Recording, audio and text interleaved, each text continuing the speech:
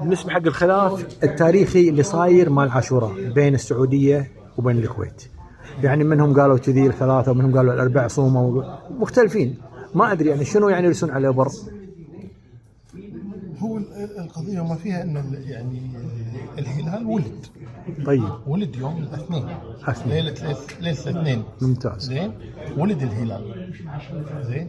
لكن إذا قلنا باعتبار رؤيته بالنظر، رؤية العين المجردة، فهو رؤي في قالوا المغرب، ذكروا جنوب أفريقيا، لكن في الخليج ما في أحد قال إنه رآه.